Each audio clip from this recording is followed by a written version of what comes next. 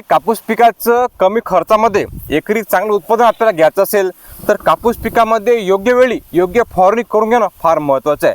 आणि जर आपण योग्य वेळी योग्य घटकांची योग्य कंटेंटची फवारणी घेतली तर आपले रोगराई मरते, चांगलं कापूस पीक बहरते. आणि म्हणून आज आपल्या व्हिडिओमध्ये कापूस पिकाला पहिली फवारणी आपण केव्हा करावी, का करावी, कोणते घटक त्या पहिल्या फवारणीमध्ये आपण घेतले पाहिजे आणि विशेष म्हणजे अतिशय कमी खर्चामध्ये ही पहिली फवारणी आपल्याला आटपून घ्यायची आहे. आज आपल्या वावरामध्ये सर्व आपले जीवाभावाचे माणसं आहेत आणि पहिली फवारणी आपण करून घेत आहे अतिशय कमी खर्चामध्ये. आता सगळ्यात पहिला प्रश्न म्हणजे कापूस पिकाला पहिली फवारणी आपण केव्हा करावी. 30 दिवसानंतर आपण आपल्या कपाशीमध्ये पहिली फवारणी, पहिला स्प्रे हा घेतला पाहिजे. ठीक आहे ना. आता पहिली फवारणी आपण का बरं करावी, म्हणजे लोक सांगतात किंवा शेतकरी करते बाजूवाला आपण करायचं का, दुकानदार सांगते करायचं का, नाही आहे.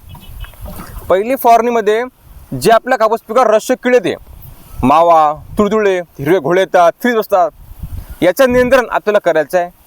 कापूस पिकाची वाढ चांगली झाली पाहिजे, कपाशीची चांगली वाढ झाली पाहिजे, रोगराई मुक्त आपला कापूस राहिला पाहिजे. यासाठी आपल्याला पहिली फवारणी करून घेणं फार महत्त्वाचं आहे. कारण पहिला वार लाख मोलाचा. जर आपण योग्य वेळी योग्य फवारणी, योग्य कंटेंट घेतले तर रश्य कीड नियंत्रण चांगल्या प्रकारे आणि कमी खर्चामध्ये होते.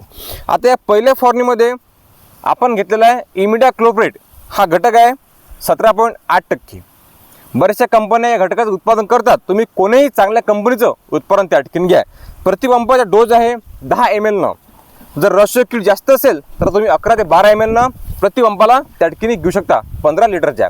यानं काय होणार आहे की लहान मोठे जेवढी आपल्या कापूस पिकावर रश्य कीड असेल, मावा असेल किंवा थ्रिप्स, मावा प्रादुर्भाव सध्या पहिल्या फवारणीमध्ये नसतो, जे हिरवे घोळे असतात, याचा प्रादुर्भाव जर असेल तर चांगलं नियंत्रणच्या कमी खर्चामध्ये हा घटक करते. मार्केटमध्ये कॉन्फिडर या नावानं हा जो घटक आहे हा प्रसिद्ध आहे. ठीक आहे ना. तर हे आपण घेतलेला आहे पहिला घटक. आणि दुसरा घटक तो म्हणजे बायोटाइक्स हे टॉनिक आपण घेतलेले आहे. या टॉनिकमध्ये बरेचसे असे अन्नद्रव्य उपलब्ध आहे ज्याची आपल्या पिकांना त्या ठिकाणी गरज असते. याचं काम काय आहे की आपल्या कापूस पिकाचे फुटवे चांगल्या प्रकारे वाढते, कापूस पिकाची वाढ चांगली करते. कारण बऱ्याच शेतकरी बांधवांनी कापसामध्ये तणनाशक मारलं असते किंवा कंटिन्यू पाऊस सुरू असते, एखादा खता डोस मागेबल होते, तर त्याला सावरण्यासाठी आपण हे टॉनिक त्या ठिकाणी घेत आहे प्रतिपंपाला 40 ml न. आणि दोनच घटक घेऊन आपल्या कापूस पिकामध्ये आपण हे फवारणी करून घेत आहे. आपण शक्यतोवर पहिल्या आणि दुसऱ्या दोनच फवारणीमध्ये टॉनिकचा वापर घेतो आणि सांगतोय. तिसऱ्या, चौथ्या आणि 5व्या फवारणीपासून आपण टॉनिक अजिबात घेत नाही. म्हणून पहिल्या 2 फवारणीमध्येच आपल्याला योग्य टॉनिक योग्य अवस्थेमध्ये त्या ठिकाणी मारायची आहे, चांगला फायदा होते. नंतर आपण टॉनिक घेतली तर थोडासा दुष्परिणाम होऊ शकते. कारण कापूस जो आहे हा पूर्णपणे हिरवागार आहे टॉनिक न, आणि हिरवागार राहिला की रोगराई जास्त येते. परंतु पहिल्या 2 स्प्रेमध्ये टॉनिक हे आवश्यक आहे. ठीक आहे ना. तुम्ही या टॉनिकच्या जागी 19-19-19 हे जे विद्राव्य खत आहे याचाही वापर त्या ठिकाणी करू शकता. पण सध्या आपण हे बायोटेक्स टॉनिक त्या ठिकाणी आणलेली आहे. 19 घ्या किंवा टॉनिक घ्या, 2-2-1 घ्या, चांगला फायदा, चांगला रिझल्ट तुम्हाला त्या ठिकाणी येणार आहे. आणि संपूर्ण वावरामध्ये आपली फवारणी करून घेता. आता ही झाली फवारणी. आता आपला कापूस पीक कसं आहे ते पण आपण चालू व्हिडिओमध्येच त्या ठिकाणी पाहणार आहे. व्हिडिओ सुरू असतानाच पाहणार आहे. आता हे संपूर्णपणे कपाशीचं आपलं शेत आहे आणि कापूस पिकाला पहिली फवारणी आपण आता हे करून घेत आहे. आता कापूस पीक सुरूच्या काळामध्ये काय आहे की फक्त इथं रश्य कीड म्हणजे फक्त हिरवे थ्रिप्स आहेत. हे पहा, एखादा थ्रिप्स त्या ठिकाणी आपल्याला दिसते, बाकी संपूर्ण पराठी जे आहे हे नील आहे, कोरी झन्न आहे. आणि या कापूस पिकाला आतापर्यंत कुठलाच खत आपण दिलं नाही, पहिलीच फवारणी आहे.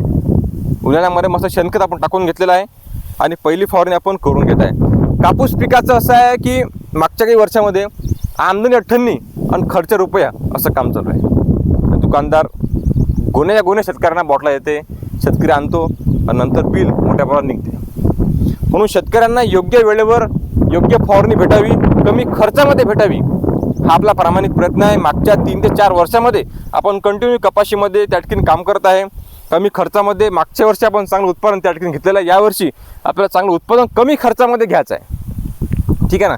नंतर आपण या कपाशीमध्ये जीवामृत घरी तयार करून आळवणी त्या ठिकाणी करणार आहे. तो व्हिडिओ तुम्हाला पाहायला मिळणार आहे. पण त्यासाठी तुम्ही सबस्क्राईब करून घ्या. म्हणजे सध्या परिस्थिती पाहिली तर रासायनिक आणि जैविक दोन्हीचा वापर करून आपल्याला शेती करायची आहे. 100% आपण जर रासायनिक अवलंबून राहिलं, 100% रासायनिकवर जर आपण अवलंबून राहिलं तर खर्च खूप वाढणार आहे. कारण आता 2500 रुपयाची बॅग त्या ठिकाणी झालेली आहे आणि ती आपल्याला परवडत नाही.